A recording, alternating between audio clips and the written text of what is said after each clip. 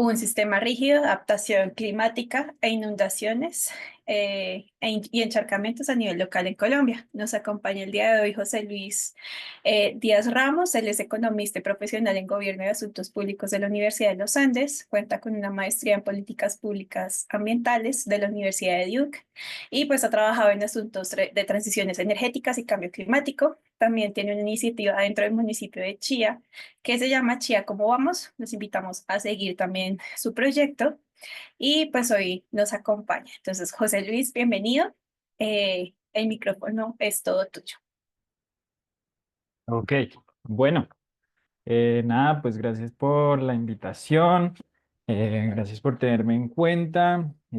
Pues nada, voy a hacer como, digamos, voy a echarme un cuento aquí, pero obviamente si alguien quiere meter la cucharada en cualquier momento, yo no tengo ningún problema con eso, no es necesario que me esperen hasta el final.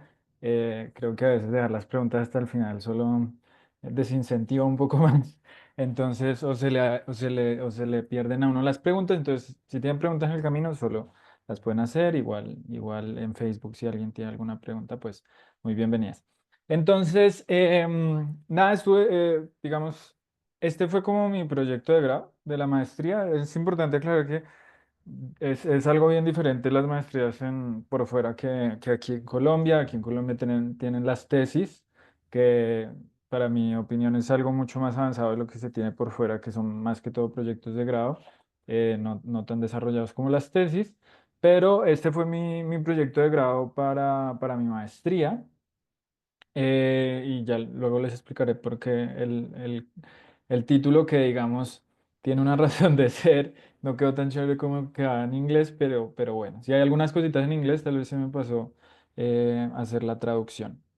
Entonces, empezando como un poco por la motivación, esto fue más o menos en el 2022 cuando yo empecé la maestría. Y mi maestría incluía un tiempo en China y otro tiempo en Estados Unidos. Y cuando yo me fui a China la primera vez, em, estaba lloviendo muchísimo en el país. ¿Sí? Entre enero y octubre de 2022 el promedio nacional de lluvias era bastante alto. Hubo bastantes damnificados y más de 450.000 personas fueron afectadas. El presidente declaró emergencia nacional. Y en Chía estaba lloviendo bastante duro también cuando yo me fui. ¿Sí? Habían algunos encharcamientos, se estaban empezando a subir los niveles de los ríos y demás. Y a mí eso me generó un estrés. Porque entonces yo me acordé de esto, no sé cuánta gente se acuerde de esto, pero entre 2010 y 2011, gran parte del país quedó bajo el agua. Esta es la Universidad de La Sabana para los que no se acuerdan. 56.6% de las emergencias relacionadas con el clima en el país fueron por temas de inundaciones. Se tiene el estimado que alrededor de 2 millones de personas fueron afectadas a nivel nacional. Las pérdidas y los daños alcanzaron más de 6.500 millones de dólares. Em, y esto había sido hace un poquito más de una década. Y entonces a mí me entró el afán. Y me entró el afán fue porque ahorita, digamos, había algo muy particular en mi familia. Y es que, pues, esta es mi mamá. Mi mamá, por un tema de salud, pues quedó en silla de ruedas. Ella ahora se moviliza en silla de ruedas. Y a mí me entró o sea, me entró como un pánico en donde yo decía, jue madre, donde a Chía se vuelva a quedar bajo el agua. ¿Qué pasa con mi mamá, no? Normalmente cualquier persona podría simplemente salir, correr, ¿no? A hacer algo, pero con personas que tienen discapacidades físicas, pues es un tema muy complejo. Yo decía, joder, madre, yo no sé qué ha pasado desde que pues pasaron todas las inundaciones de 2010-2011, cuál es el nivel de riesgo que tenemos, estamos preparados, no estamos preparados, qué ha pasado desde entonces, ¿no? Un poco desde ahí surgió digamos, mi interés por este tema. Y considerando pues que yo venía trabajando desde que me gradué de mi pregrado en temas ambientales, más que todo en cambio climático, yo dije, ve, quiero hacer esto porque siempre estaba como muy enfocado hacia el tema de mitigación o el de conservación, pero no tanto en el de adaptación. Entonces dije, quisiera revisar. Entonces, pues, esta es una pregunta súper larga que creo que al final no me quedó tan bien traducida, un poco del afán, perdón, pero es como las acciones y los arreglos institucionales relacionados con la adaptación y el control de riesgos de inundaciones y encharcamientos a nivel local en Colombia están considerando su potencial aumento debido al cambio climático, sí o no, o cómo es esta vaina. ¿Y por qué decidí meter encharcamientos? Es porque normalmente la gente cuando dice, ay, es que hay inundaciones súper grandes, o es que no nos vamos a inundar, solamente hay encharcamientos, pero a mí también me parecía muy importante considerar el tema de los encharcamientos por el tema de mi mamá, ¿no? Como que si hay un charco, pues uno dice, no, jue madre, pues yo salto al charco, ¿sí? O me voy por el ladito del charco, o simplemente me mojo el pie. Pero cuando hay una persona con discapacidad, uno dice, jue madre, ¿por dónde pasa? ¿Sí? Y no solamente personas con discapacidad, muchos tipos de personas, y esto no debería pasar tampoco, ¿sí? Hay encharcamientos que realmente son muy grandes y es importante saber de qué manera se están abordando. Entonces, nada, les voy a presentar más o menos lo que yo hice, fue algo muy sencillo, un contexto más o menos de cambio climático a nivel más local, acciones que se han tomado, los pasos a seguir y cuál es la conclusión en general. Entonces, ahí se me trabó esto. ¿Por qué no pasa? Ya. Ok. Entonces yo hice algo muy sencillo. Ay, joder madre, ahora se me fue muy para allá.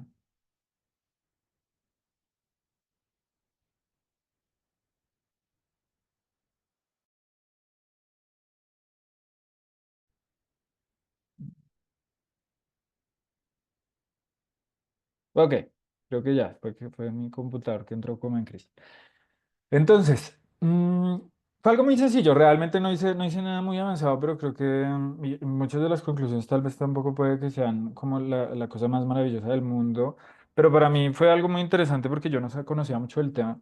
Yo me puse a entrevistar gente tanto de la Corporación Autónoma Regional de Cundinamarca, hablé también con gente de Chía, ya les explico un poco también, con políticos, concejales, Secretaría de Ambiente, personas que previamente habían sido parte de la Secretaría de Ambiente cuando pasaron las inundaciones, con las autoridades de gestión de riesgo, líderes locales, líderes juveniles, hablé con empresarios también, con la empresa de servicios públicos, y me puse a enviar también bastantes peticiones a las agencias públicas, autoridades públicas, y cogí algunos datos geográficos y algunos, digamos, mapas para mirar algunas cositas.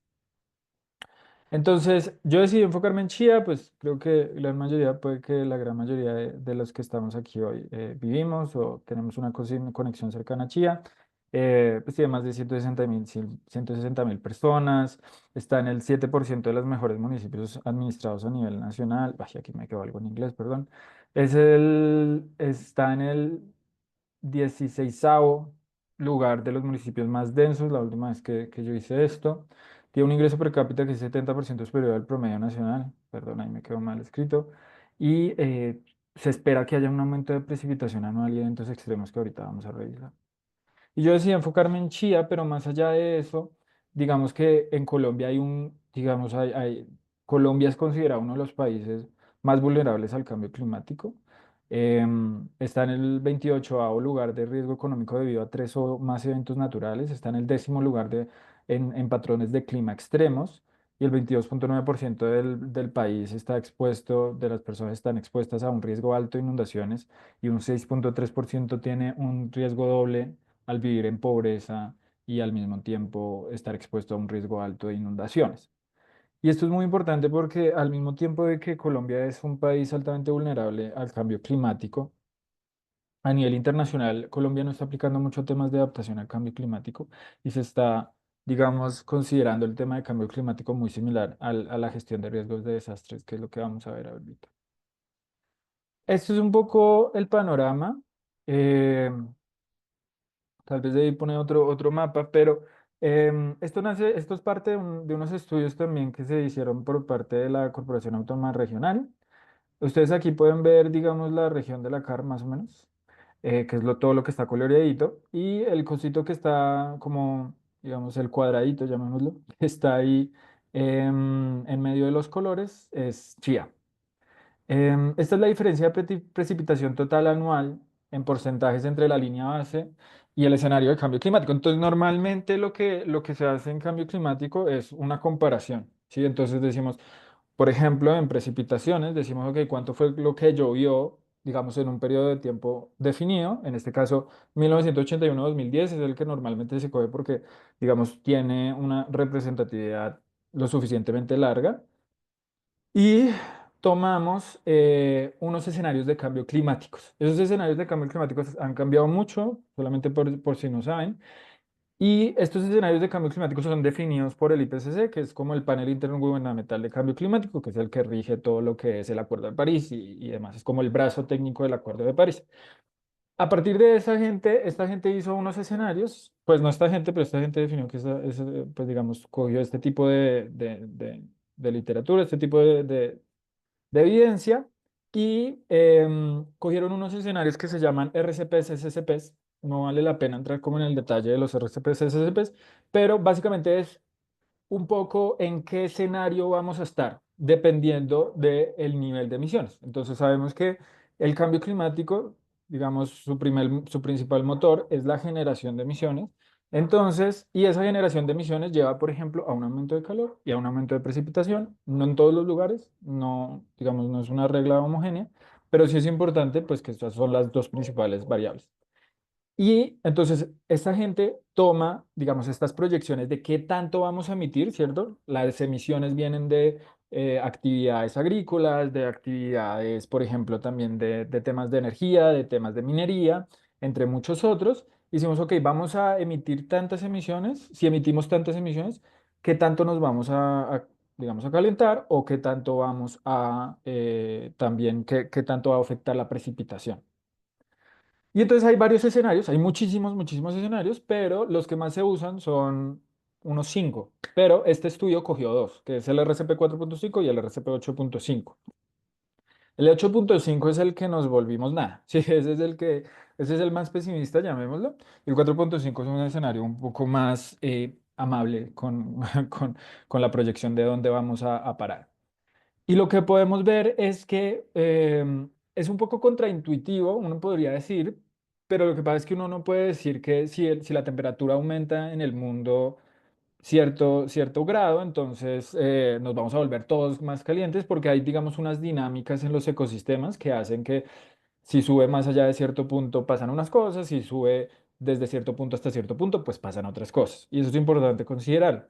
Este estudio básicamente lo que muestra es que si con digamos, la diferencia con un escenario promedio, digamos, o amigable, es entre la línea base y el escenario amigable, es entre un 5.1 y un 6% de aumento en la precipitación.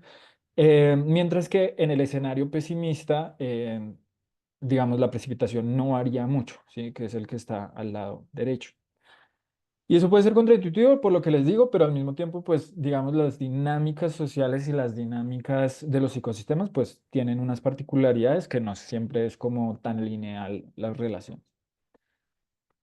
Pero más allá de que no llueva, porque uno podría decir, ah, pues no, entonces no vamos a, digamos, pues no, la precipitación va a estar bien, o sea, tampoco es tan grave, podemos quedarnos igual, pero estos son precipitaciones anuales, ¿sí? Eso es qué tanto va a llover, qué tanta agua va a llover en un año. Pero las cosas no son tan claras en qué tanta agua cae en periodos cortos de tiempo. Y yo no sé si a ustedes les ha pasado, pero claro, o sea, uno no ve que todo el año se ponga a llover muchísimo, pero uno sí se da cuenta, o no sé si ustedes se han dado cuenta, que ahora llueve una tarde, pero llueve durísimo, ¿sí? O sea, durísimo, durísimo. O llueve 2 días durísimo y luego ya no hay lluvia. Entonces, esa es la segunda parte que yo quería ver, porque esta parte también es muy importante para ver qué tan resiliente, digamos, es el sistema de alcantarillas o algo así. Y lo que uno puede ver es que estos datos no son tan precisos, pero pues son los que habían y yo pues no tengo la capacidad de hacer esas estimaciones, pero lo que uno puede ver es que, digamos, los cambios en precipitaciones digamos, en periodos de tiempo corto sí van a aumentar. Por lo general, a medida que está más caliente, digamos, el mundo, llamémoslo. Y entonces aquí ya empieza, digamos, un poco a cambiar la perspectiva. Pues, digamos, la forma en la que uno se aproxima a estas cosas. Entonces sabemos que si bien, digamos, la precipitación, qué tanto va a llover en un año no va a cambiar sustancialmente, sí sabemos que va a caer un palo de agua muy duro, ¿sí? De vez en cuando. Y pues esto es problemático. Entonces luego lo que yo hice fue decir, ok, sabemos esto, sobre el municipio, esta es la información que hay. Eh, yo dije, ok, ¿qué obligaciones tienen los municipios para actuar? Esta no es una revisión súper exhaustiva, pero sí es, digamos, lo suficientemente grande. Y yo me puse a mirar más o menos cuáles son las obligaciones. Entonces, aquí hay leyes, hay acuerdos municipales, hay resoluciones, bueno, hay lineamientos de política. Y lo que uno se da cuenta es que más que todo hasta el 2013, que es aquí donde ustedes ven el Plan Nacional de Adaptación, hasta ese año todas las políticas y todas las normatividades en Colombia para relacionados a temas de inundaciones eran frente a gestión de riesgo de desastre. Y aquí es muy importante una diferenciación muy clave y es que una cosa es la gestión de riesgo de desastre y otra cosa es la adaptación. La gestión de riesgo de desastres es más relacionada a, ok, pasó algo, ¿qué hacemos? ¿No? Se inundó Chía, ¿qué hacemos? Eso es gestión de riesgos principalmente. Obviamente ellos también hacen algunas cosas de prevención, pero su principal funcionalidad es decir, oiga, ok, tenemos este riesgo, ¿cómo hacemos para, digamos, para solucionarlo? Tenemos este problema y demás. La adaptación al cambio climático es decir, oiga, el mundo se va a calentar tanto, nuestros impactos son estos y estos, ¿qué hacemos para evitar que esos impactos al final pasen? ¿Sí? Digamos, con una previsibilidad más relacionada al tema de cambio climático. Y entonces antes del 2013, que es cuando el país lanza su Plan Nacional de Adaptación, todo era relacionado con gestión de riesgo, ¿no? Pasa una inundación, ¿qué hacemos? Pasó un incendio, ¿qué hacemos? Ta, ta, ta. Pero no era un tema de, ok, vamos a pensarlo, vamos a planear, ¿cierto? Vamos a planearnos alrededor del riesgo también, cómo hacemos para considerar el riesgo. Entonces, luego de esto, en el 2018, por acá, sale la Ley de Gestión de Cambio Climático. Y ahí es cuando hay como una unión, ¿sí? Porque de 2013 a 2018 como que se dijo, hay un Plan Nacional de Cambio Climático, pero eso no se tradujo en nada. Y es muy importante eso también, que creo yo, pues yo que trabajo normalmente en gobierno nacional, pues estas políticas que se están sacando a nivel nacional en cambio climático no se están traduciendo de manera muy fácil a nivel regional ni a nivel local. Entonces, hasta el 2018, digamos, lo que pasaba a nivel local no era mucho relacionado al cambio climático, no pasaba nada. Y en el 2018 sale la ley de gestión de cambio climático, la 1931, y ahí es cuando se empieza a considerar las dos áreas por simultáneo. Entonces empiezan a dialogar gestión de riesgos y adaptación al cambio climático, o al menos eso era lo que decía, digamos, los lineamientos nacionales. Pero en Chía tampoco pasaba nada. Y a pesar de que hubo las inundaciones, a pesar de que se tiene esta información, en Chía no pasaba nada a pesar de que es un, digamos, un municipio con capacidad, con suficiente, digamos, con mayor información que al menos la gran mayoría de los municipios en Colombia, puede que no sea, digamos, el más vulnerable, pero tiene acceso a conocimiento, tiene acceso a inversión y esto no se estaba considerando tampoco. Y no fue hasta el 2023 que hubo una ordenanza del departamento relacionada con la gestión regional del cambio climático. Entonces, nos tomó 10 años traducir, o al departamento básicamente le tomó 10 años traducir digamos, en algo mucho más formal. Habían algunas cosas, algunos plancitos, pero nada muy, digamos, nada muy particular, nada muy específico. Y tomó 10 años traducir una política nacional en una política regional, y yo no sé cuánto nos va a tomar traducir esas políticas nacionales y departamentales a nivel local. Y eso es muy preocupante.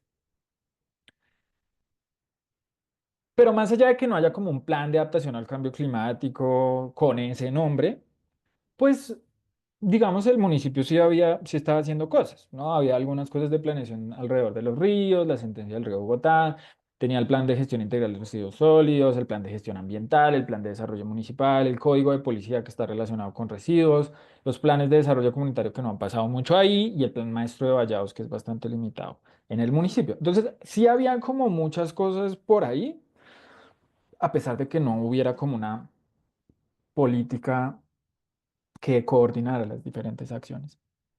Entonces luego lo que yo hice fue decir, ok, el municipio tiene que hacer esto, pues ya tiene estos compromisos, sabemos que hay algún tipo de riesgo y demás. Entonces yo dije, bueno, ¿cuál es el número de personas que están afectadas?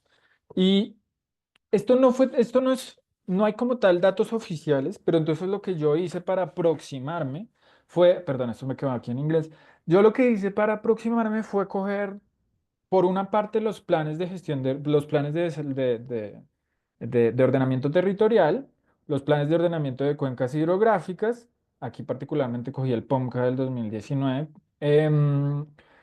que pues hacen unas, digamos, hacen unas categorizaciones de los suelos, diciendo, bueno, esto tiene riesgo, esto no tiene riesgo, esto se puede usar para tal, tal, tal, tal, tal y tal. Em, pero a mí lo que me interesaba era mirar aquellas zonas que se identificaban en el plan de ordenamiento de cuencas hidrográficas como zonas de alto riesgo, que si bien no están únicamente relacionadas con inundaciones, pues no me permitía hacer como ese como decir, estas zonas son de inundaciones, solamente me permitía, digamos, generar ese, digamos, coger esa información de cuáles áreas tenían digamos, un riesgo de desastres naturales, de riesgos naturales, que son los que ustedes ven digamos, en el mapa de la izquierda, que están en rojo. Las que están en rojo son las zonas con algún riesgo. En azul, pues están los dos ríos. Y lo que está en morado es la población. Entonces, esa información como tal no la tiene uno disponible tan rápido, pero lo que yo hice fue que Meta, pues Facebook, llamémoslo, ellos tienen unos datos que son magníficos, que es como de densidad poblacional y son supremamente detallados y bastante cercanos digamos, a las proyecciones del DANE. Entonces yo lo que hice fue coger esos datos que son georreferenciados de Meta, cogí lo que estaba en Chía y me puse a mirar, ok, ¿cuánta gente cae dentro de las zonas rojas? Y uno puede decir que más o menos alrededor de 2.348 personas viven en zonas de amenaza natural, que es alrededor de 1,2%, pues que es considerable. Y en el mapa de la derecha, ustedes van a encontrar otro mapita que estos mapas sí los saqué bueno, Chía tiene un plan de ordenamiento territorial muy viejo, pero durante la alcaldía de Luis Carlos Segura hizo un proceso de actualización del POT que obviamente pues al final no pudo salir porque no se podía por los problemas del POT anterior, pero él hizo una actualización de los mapas de riesgo. Esos mapas de riesgo municipales sí tienen que ir según riesgo, ¿sí? Según incendios, según inundaciones y según encharcamientos. Entonces lo que yo hice fue mirar cuántas personas cabían dentro de las zonas que estaban consideradas como alto riesgo de inundación y como riesgo medio de inundación. Entonces las que están como alto riesgo son las que van a aparecer en rojo en el mapa de derecha y las que están en un riesgo medio son las que están en amarillo.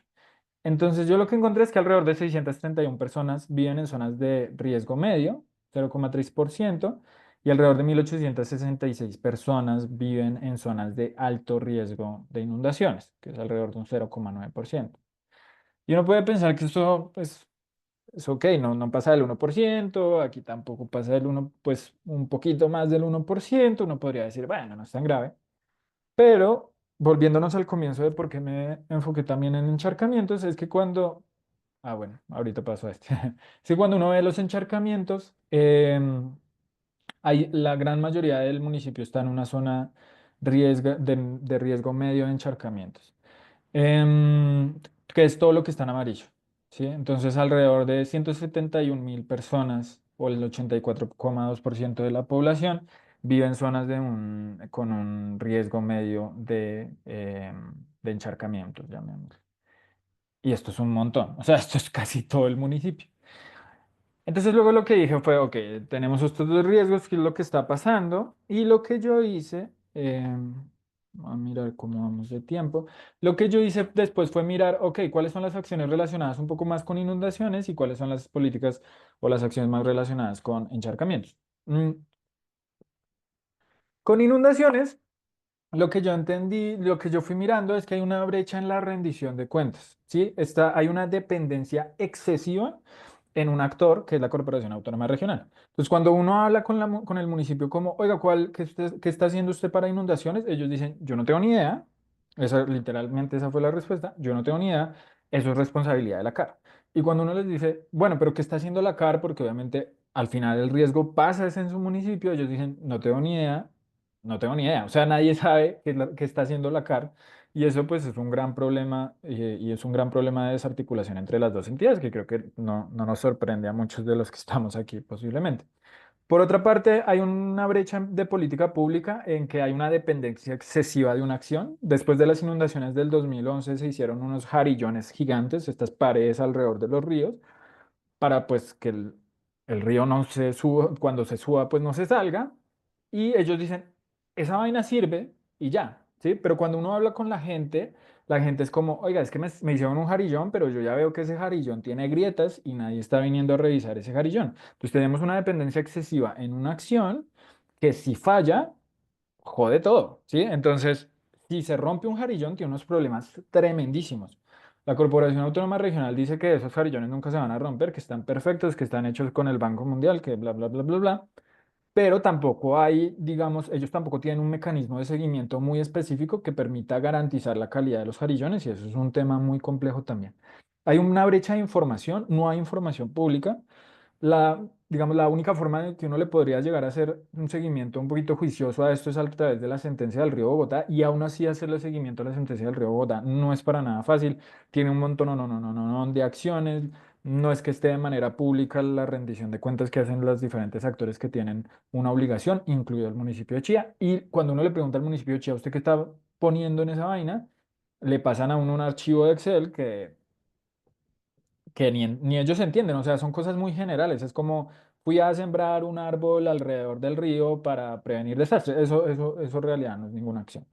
Hay una brecha de capacidad, el conocimiento está concentrado solo en un actor, cuando uno habla con el municipio sobre temas de inundaciones, ellos nuevamente dicen, yo no tengo ni idea, eso yo no lo sé, hable con la Corporación Autónoma Regional. Y si uno les habla de inundaciones, dice, ay, no, es que solamente hay unos charquitos por ahí, o le dicen a uno, vea, es que el cambio climático, lo que nosotros, esta es una respuesta literalmente, yo les dije, ¿qué están haciendo para la adaptación al cambio climático?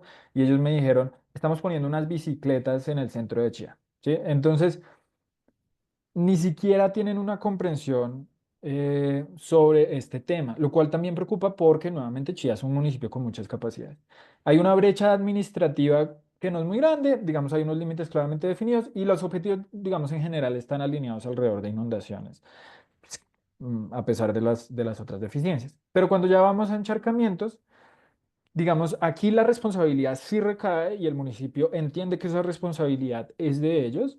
Hay una falta de articulación y duplicación de actores de acciones tremenda entre la defensa civil, entre la Oficina de Gestión de Riesgos, que planeación, que EMSERCHÍA, que yo no sé qué, y todo el mundo está muy desarticulado. Hay unas mesas de gestión ambiental que no se utilizan de la mejor manera. Obviamente esto fue hace más de un año, entonces pues no sé si ha mejorado, pero bueno. Em, Hay medidas desconectadas y sin relación con encharcamientos. Digamos, la información se puede, digamos, encontrar. Es mucho más fácil encontrar esa información. Em, pero nuevamente hay una desarticulación y hay actores que aún faltan digamos, por ser parte de este ecosistema, llamémoslo así. Creo que se me está acabando el tiempo para, por si acaso. Ay, se me cayó. Entonces uno diría que hay que hacer. Esta es una, digamos, esta es una recomendación muy general, creo yo, pero, pero es necesario, digamos, reformar la ley 99 del 93. Esto es como algo muy general porque obviamente todo el mundo pide eso para todo, pero digamos que la falta de conexión entre la Corporación Autónoma Regional y las secretarías de Ambiente es considerable. Las secretarías de Ambiente no están sirviendo en este momento porque no tienen ninguna responsabilidad específica. Si uno se pone a ver lo que hacen eh, en Chía simplemente se ponen a bajar carteles y a poner semillas y eso no está bien o a manejar temas de gatos y perros. Y si bien son temas importantes, pues hay mucho más por hacer, incluyendo un seguimiento mucho más alineado con la Corporación Autónoma Regional, pero eso no está siendo considerado. A corto plazo hay temas de que se pueden hacer a nivel local, como cambio de responsabilidades, fortalecimiento de capacidades. Hay una educación ambiental supremamente desalineada. Si uno se pone a ver la educación ambiental en el municipio, la hace todo el mundo. Todo el mundo quiere hacer educación ambiental, entonces AMSECHI hace educación ambiental, de gestión de riesgos hace educación ambiental, defensa civil, Secretaría de Ambiente, Secretaría de Educación, todos quieren hacer educación ambiental, todos se ponen a hacer sus planes de educación ambiental y duplican un montón de cosas. Entonces están siendo supremamente ineficientes y todos están haciendo lo mismo. Como hay, mete la botella de plástico aquí, el cartón aquí, cuando hay muchísimo más que se puede hacer. Y la planificación del territorio, pues que es un desastre y que ya sabemos. La mejora de los alcantarillados también es muy importante. En el Chía los alcantarillados siguen estando, digamos, con redes mezcladas. Em, Se necesita una recuperación de infraestructuras urbanas. En Colombia, digamos, en Chía hay una priorización de infraestructura gris o de medidas grises, llamémoslo, para enfrentar este tipo de situaciones. Con medidas grises son, por ejemplo, los jarillones o implementar paredes para que no se inunden las cosas.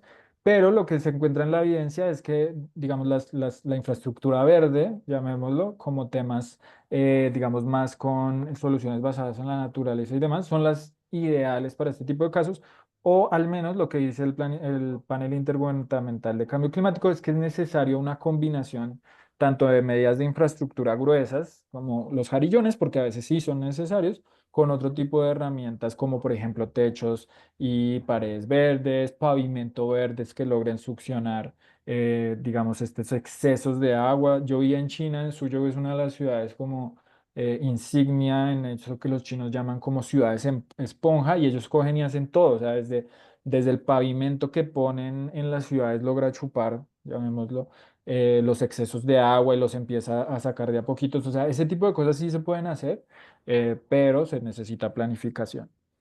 Hay una cosa que a mí me faltó mostrar, tal vez. Bueno, no me acuerdo qué sigue después.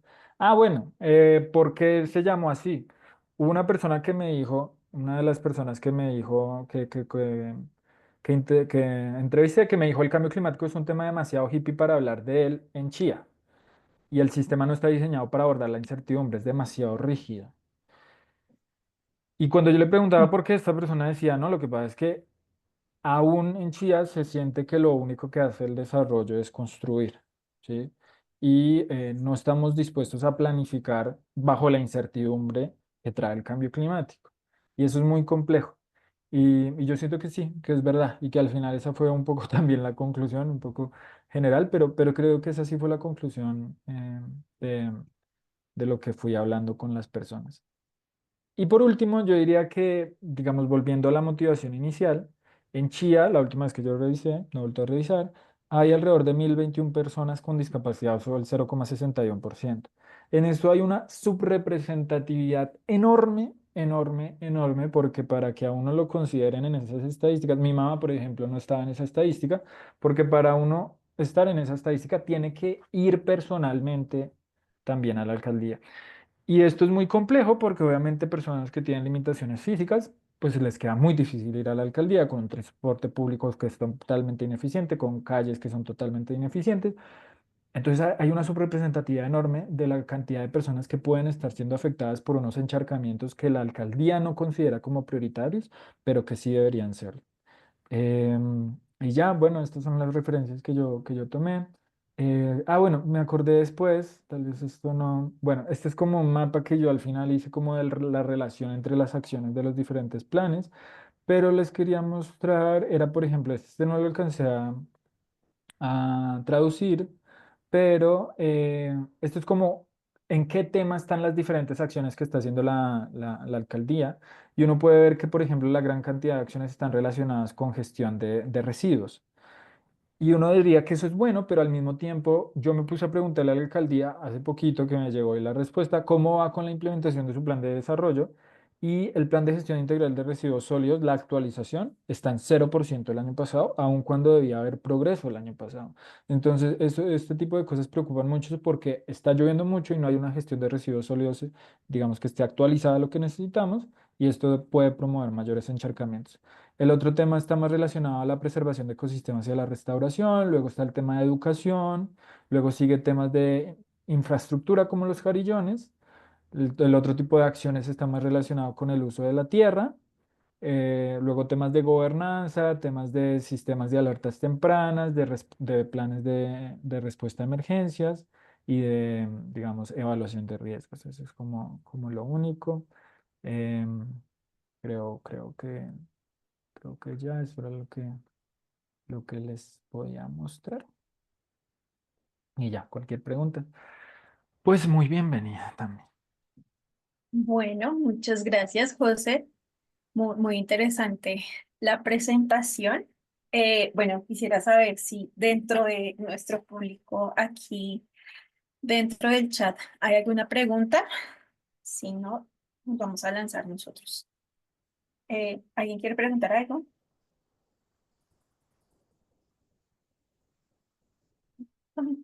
Luz Marina, claro que sí tienes la palabra.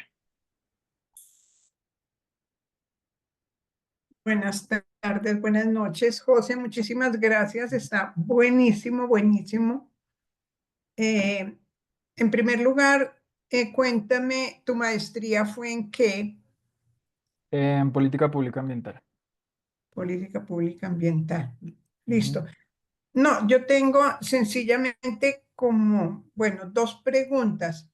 En la parte en donde tú comparas los dos mapas que son como escenarios. En el de la derecha, ese que pasaste, no, el siguiente, El de riesgos este. es C. En el de la mano derecha, ¿por qué desaparecen los manchones aquí que indican riesgo de inundación? O sea, estos, los de la izquierda, ¿por qué desaparecen en los de la derecha? Sí, sí. Ah, porque son informaciones diferentes, no las quise mezclar. Entonces, las de la Ah, izquierda son del PONCA del 2019 y los de la derecha son estimaciones que se hicieron para actualizar los mapas de riesgo del municipio, ya, ya.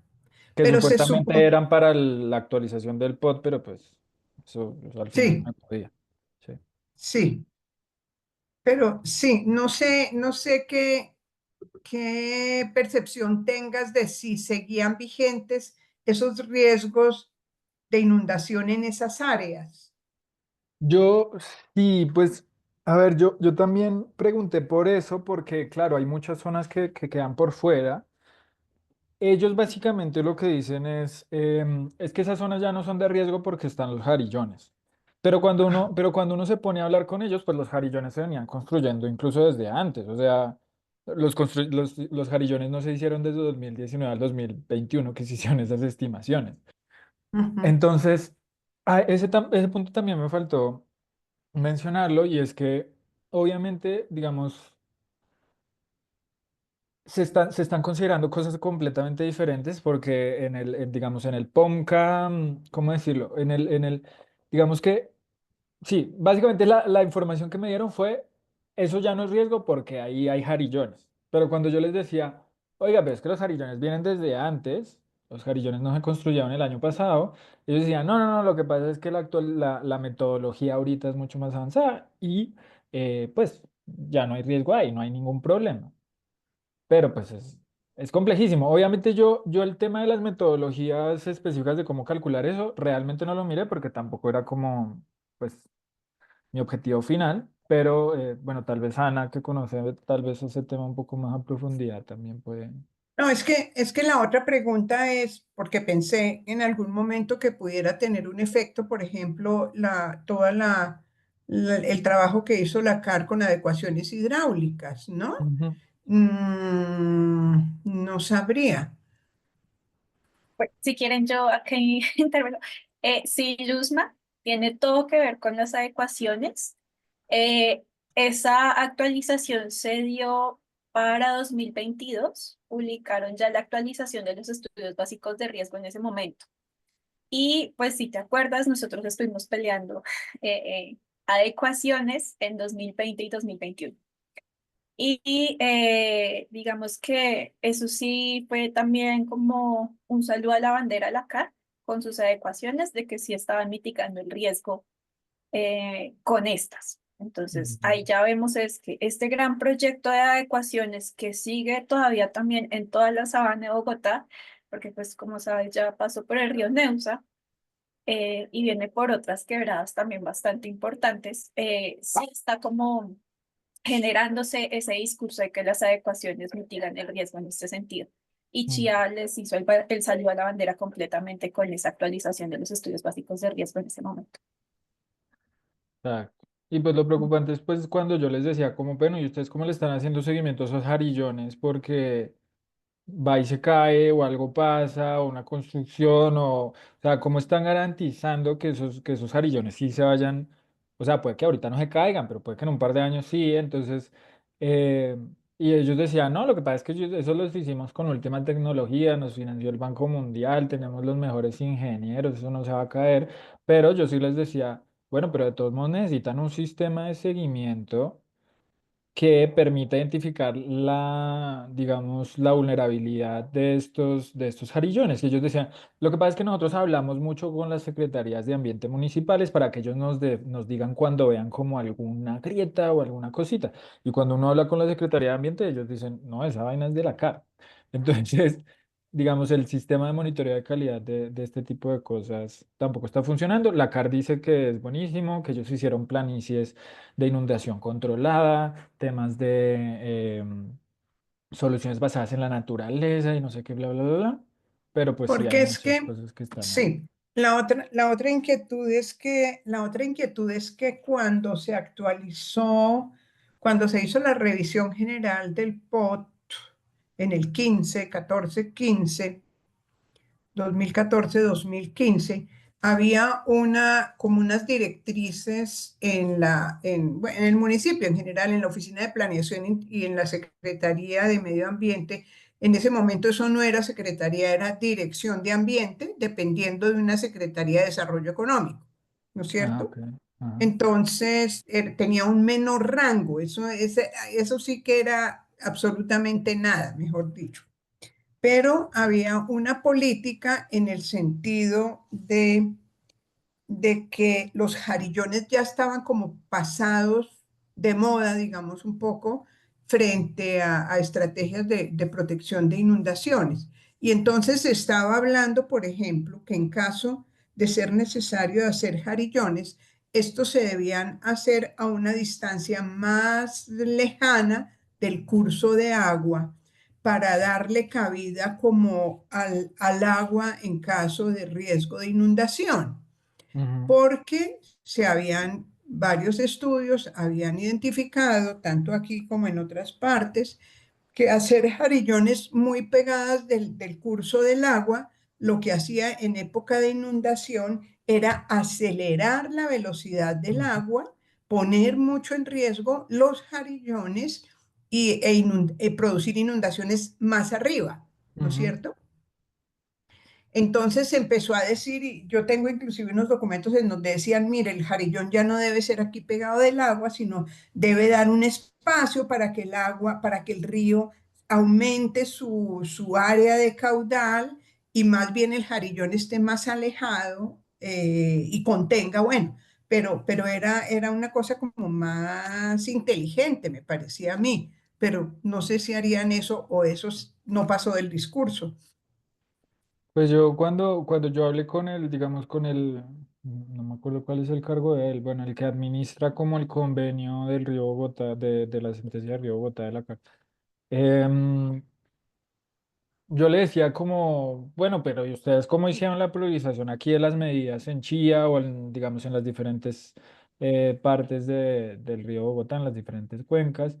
Y él me decía, lo que pasa es que en Chía no hubo mucho que pensar. O sea, básicamente eso me dijo. O sea, en Chía teníamos la universidad al lado y un montón de casas al lado del río. O sea, no había mucho que pensar, tocaba hacerlo sí o sí, ¿no? No había para dónde más meterlo, ¿no?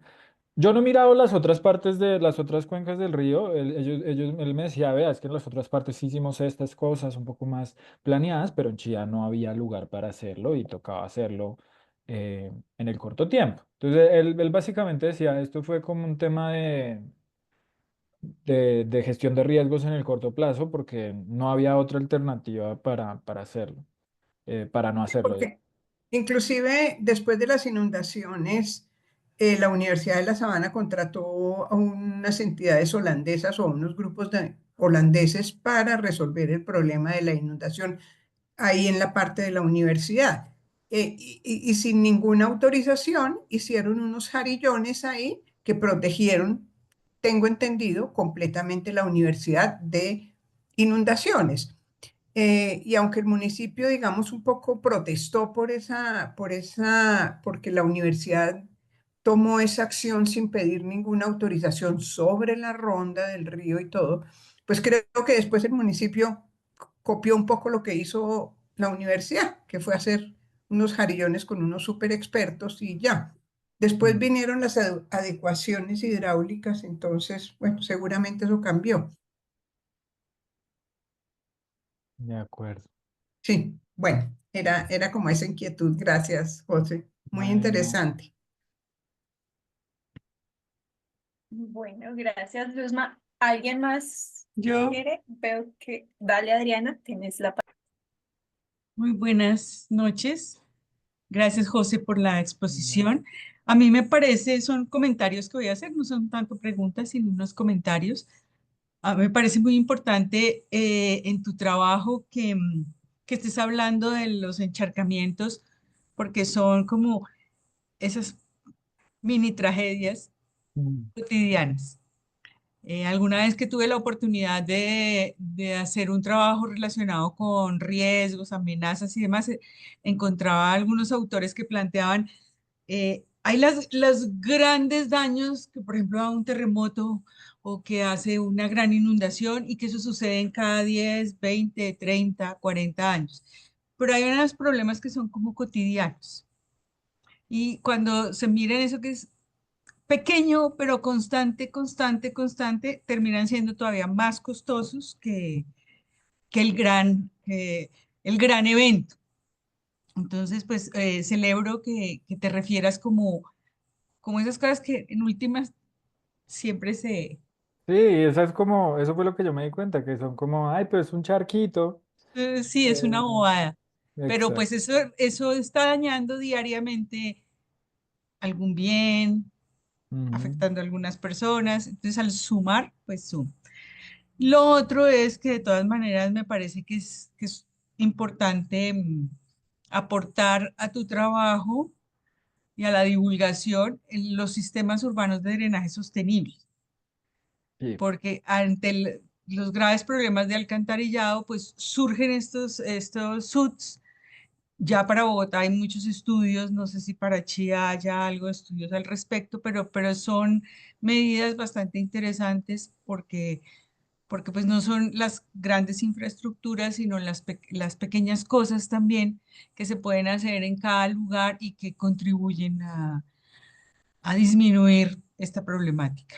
sí, esa parte la revisé y la comunidad en general la viene pidiendo desde hace mucho, más también por la falta de andenes, entonces ellos dicen podemos hacer algo de drenaje sostenible mezclándolo con no sé qué, con andenes y demás, más porque en Chía también han habido muchos problemas, digamos, en basuras con vallados y demás. Chía tiene un plan maestro de vallados que es, digamos, una mezcla con sistema de drenaje, ¿sí? Más o menos. Pero está muy concentrado, o sea, y se demoraron muchísimo, como 4 años haciendo un estudio para, es que no me acuerdo, pero es como Fagua y otra vereda, que no me acuerdo cuál es, pero es muy, muy específico cuando en realidad se podrían hacer muchas cosas en el municipio. Si lo miren, me faltó mencionarlo. Hay un plan, digámoslo, relacionado, pero que yo sepa no se está implementando. Sí.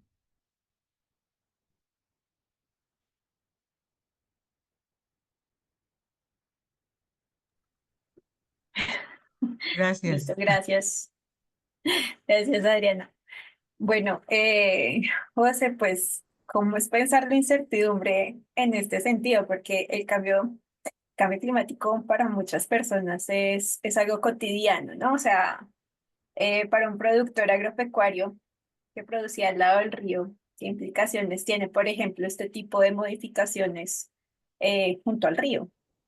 Quisiera saber cómo qué opinas frente a ese tema.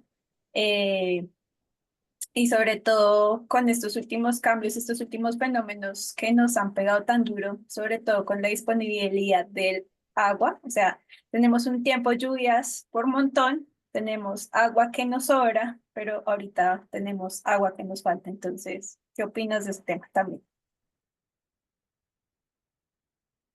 Chía tiene un problema que ya lo hemos hablado y es la falta de planear.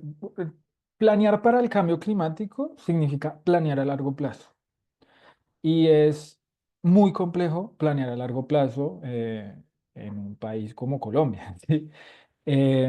Y con unos planes de ordenamiento territorial, empezando por ahí, tan desactualizados, o como el de Chía. Entonces, si los municipios quieren planear para el cambio climático, uno se necesita plata, plata que la gran mayoría de municipios no tienen, pero que Chía tiene mayor disponibilidad. Esta tarde le mostraba a Ana que me llegó como el porcentaje de ejecución presupuestal de las secretarías de Chía el año pasado. La de ambiente hizo 0,66%. Em, la dirección de temas urbanos, siempre se me olvida el nombre. ¿Cuánto hizo? 0,34, una cosa así, ya ni me acuerdo. O sea, es una cosa de locos. O sea, y, y a pesar de que hay muchas cosas por hacer, a pesar de que el plan de ordenamiento del plan de desarrollo territorial no es el magnífico, pero si tampoco estamos ejecutando y hay plata, pues también tenemos un problema. Pero más allá de eso, es un tema de una visión de largo plazo que Chía no tiene. Hace poco yo también le decía a Ana, yo me enteré de que Chía tenía una visión a 2040 que nadie conoce sobre Chía, pero bueno, fue un ejercicio, chévere mirar qué hay ahí, pero más allá de eso, se necesita una planificación a largo plazo que no está pasando, ¿sí? Chía no tiene ninguna planificación a largo plazo. Y si no planeamos en el largo plazo, no planeamos para el cambio climático, ¿sí? El cambio climático, si bien ya estamos viendo en el cambio climático, pues muchos de los efectos más fuertes se van a ver en 10, 15, 20 años, y con planes de desarrollo de 4 años va a ser muy complejo. Lo otro es que tampoco se está viendo como un problema, ¿sí? O sea, el municipio dice, no, pues que no es grave, o sea, cambio climático con que se le suba a uno al nivel del mar, pero aquí, o sea, aquí esto no existe, ¿no? Si lo único que estamos pensando frente al cambio climático es en bicicletas, pues también es un problema.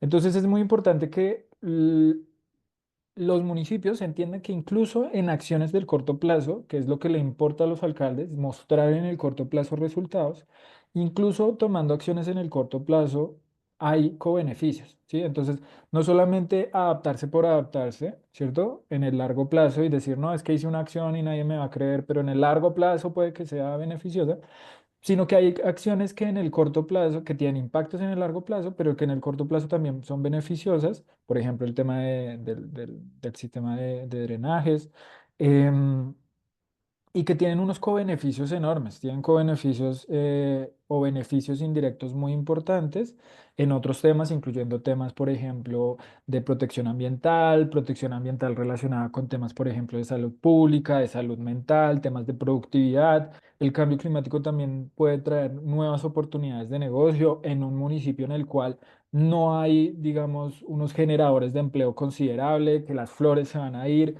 Chía también tiene que pensar en otras formas de generar ingresos y este tipo de situaciones también le debe obligar a los municipios a generar, digamos, nuevos planes y nuevos ingresos que pueden estar disponibles si se toman las acciones adecuadas. Nuevamente, se pueden tomar acciones con beneficios indirectos y con beneficios positivos en el largo plazo para disminuir inundaciones y encharcamientos.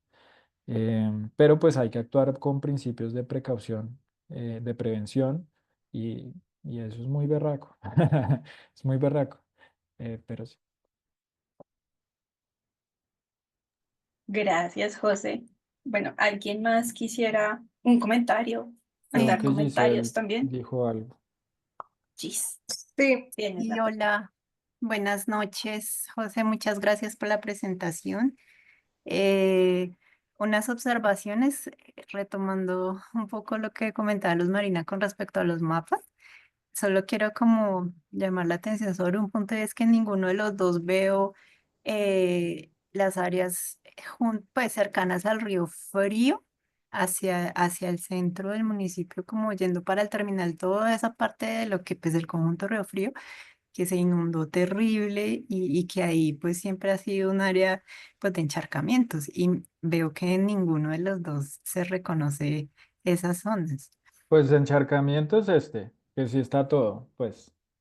Em, el de inundaciones, que son estos. Ujú. Sí, bueno, eso por una parte. Y por otra parte, no, pues creo que todo el tema de lo que está pasando o lo que ha pasado con los suelos en términos de la impermeabilización que ha tenido el municipio, de cómo se secaron las quebradas, se rellenaron los humedales, se deforestaron los cerros. Lo que vimos ahora el sábado que estuvimos allá en el humedal es la presencia de esas especies invasoras tan fuertes que terminan con lo poco que hay verde, pues ya no tiene la capacidad de absorción que debería tener si estuviera poblado con especies pues endémicas o apropiadas.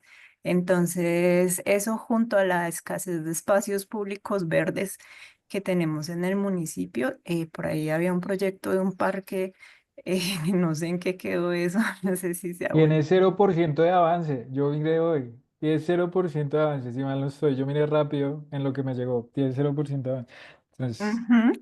Porque es lo que tú dices, no sé, se planea, pero no a largo plazo. Aquí lo máximo que planeamos son 12 años o de pronto 20 en una visión así como optimista, pero más allá no se piensa como los ciclos más largos que son en los que funcionan pues ese tema pues de las inundaciones y del cambio climático. Y relacionado con eso, pues también pensando en la crisis de abastecimiento de agua y cómo están proponiendo explotar los acuíferos y cómo nunca se habla, y eso en el escenario del cambio climático que implica, ¿no? Entonces, creo que tiene relación y que es importante pues que trabajos como el tuyo sean más difundidos para poder traer todo eso a la discusión y llamar la atención sobre esos puntos y pensar entonces en términos de esos escenarios de cambio climático que podemos hacer pues desde la ciudadanía, cómo se le exige, digamos, a la alcaldía menos, menos planes de reciclaje que además tampoco creo que funcionen mucho porque en últimas todo va para Mondoñedo y allá ujú, se revuelve. Y, bueno, entonces ese es otro tema que también es bien complejo, pero pues no está funcionando. Y como tú dices, se podría hacer muchas otras cosas con el tema de los vallados, también ese esfuerzo que se hizo, creo que fue cerca de Piedra la otra vereda, y que incluso en el POT del 2000, cuando hablaban de esas franjas Van der Hamen, eso quedó solo en el papel y habría sido una oportunidad muy buena para generar todo un sistema de vallados, de cercas vivas, que en este momento pues sería una forma interesante pues de afrontar esas vulnerabilidades a ese tipo de sucesos climáticos. Entonces de pues acuerdo. No, el tema es, de incendios es gravísimo. Pues yo no me enfoqué en incendios, yo iba a empezar por incendios, pero me enfoqué en otra cosa. Y el tema de riesgo de incendio es alto y es algo es algo muy particular que pasa en Chía, porque normalmente el riesgo de cambio climático es para, eh, digamos, personas con, digamos, un bajo poder adquisitivo. En Chía, las personas que están principalmente en riesgo de incendios son personas que tienen digamos, un poder adquisitivo muy alto, ¿no? Son los que están en los cerros.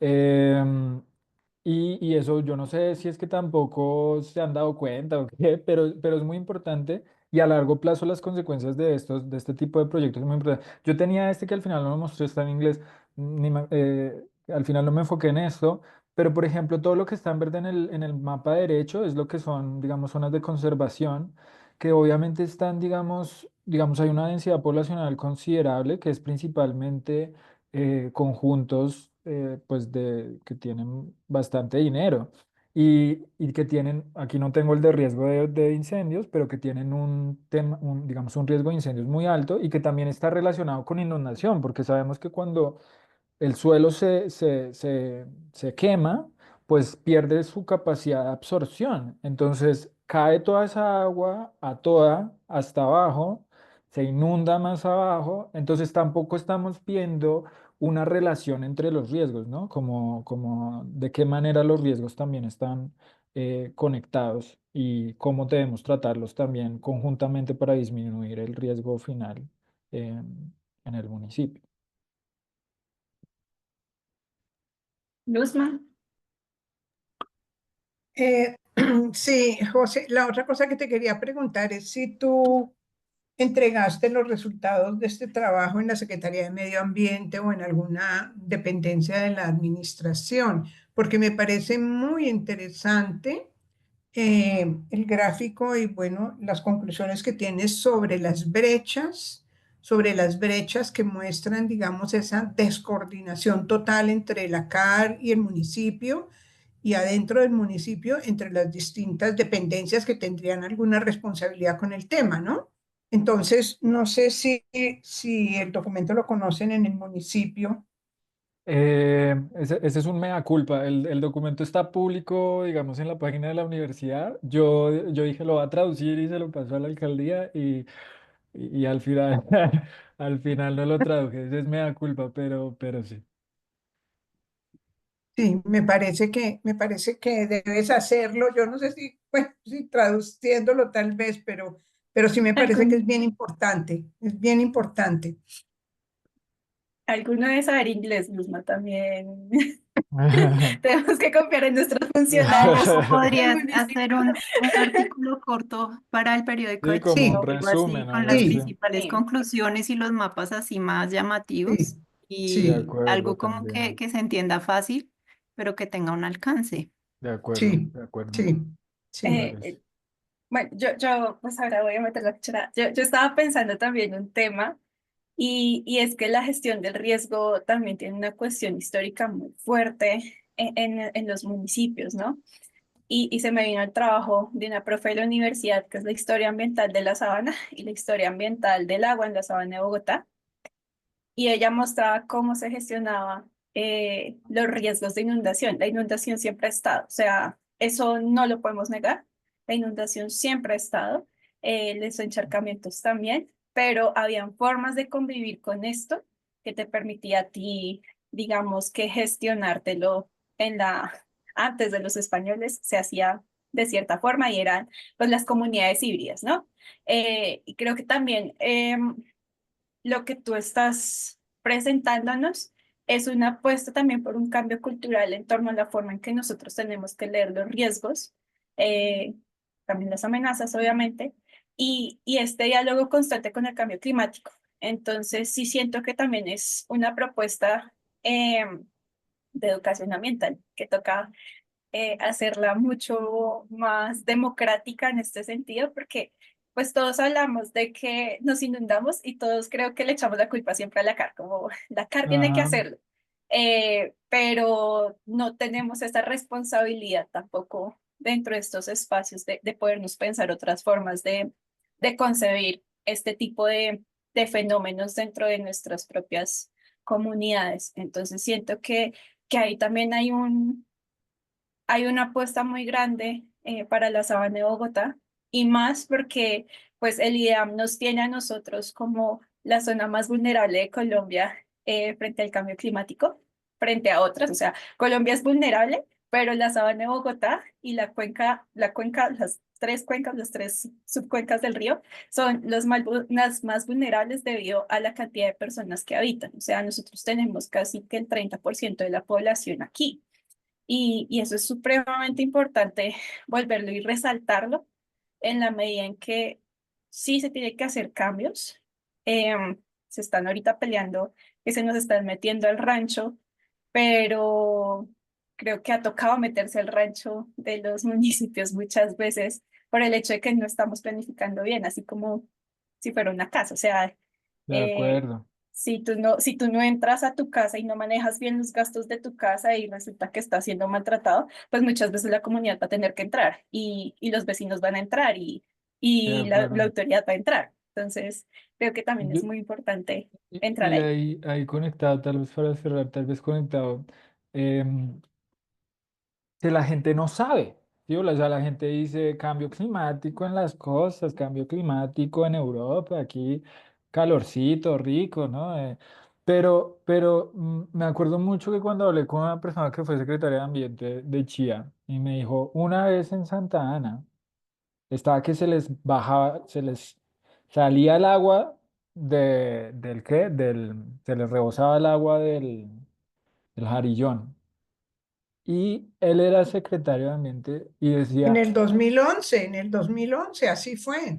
y él decía, yo quería entrar a Santa Ana a decirle a la gente, oiga, usted se va a morir, y, eh, y no lo dejaban entrar.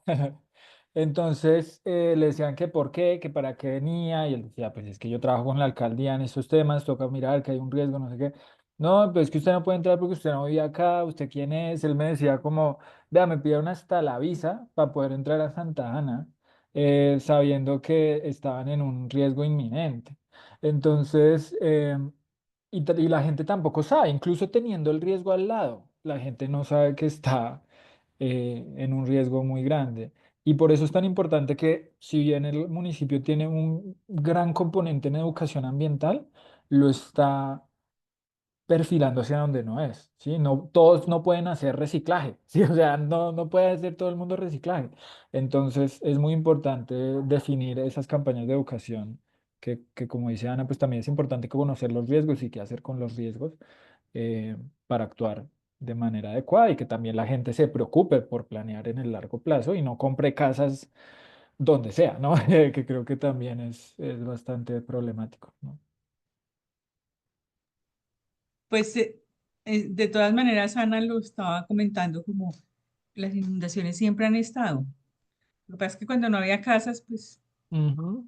pero ahora eso está repleto de casas. Se pregunta uno por qué admitieron hacer todas esas casas en sitios en donde siempre hubo. Entonces Exacto. se ríe.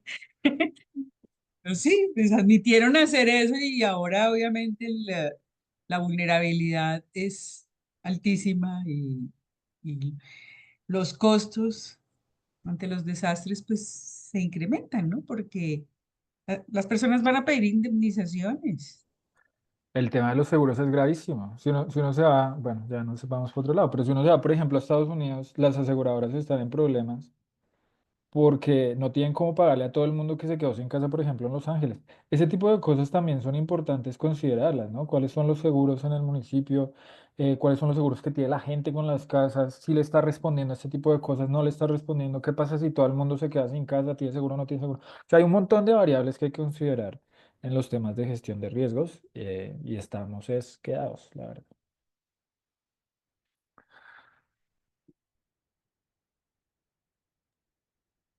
Bueno, pues muchísimas gracias, José. Creo que todavía sigue como abierto este tema a seguirlo pensando y discutiendo. Y más frente a este escenario que ya nos está tocando, que espero que estemos cada día más conscientes de que esto ocurre aquí, puede volver a ocurrir. Eh, que no importa, primero, sí, la planificación ha sido supremamente importante. Frente a un escenario de incertidumbre, pues siempre va a estar el principio de precaución eh, como una parte vital de esta toma de decisiones, que es algo que muchas veces tampoco se entiende, que es un principio de precaución, es cómo actuar ante estas incertidumbres legalmente y ya administrativamente hablando. Igualmente, pues estamos hablando de un tema que se da es por también los mismos cambios que damos nosotros a los ecosistemas dentro del país, dentro de nuestra sabana, y que la gente pues siga pensándose y cuestionándose pues sus acciones y las acciones de quienes toman las decisiones dentro de estos espacios, los dineros que se están viendo, o sea, yo le dije a José cuando me mostró eso y dije, oiga, y aún así nos estamos endeudando con más plata para otras obras y no hemos ejecutado obras actualmente. Entonces, como carajos, un municipio se jacta de que logra endeudarse más, pero no está haciendo lo que tiene que hacer con la plata que tiene ahorita a la mano.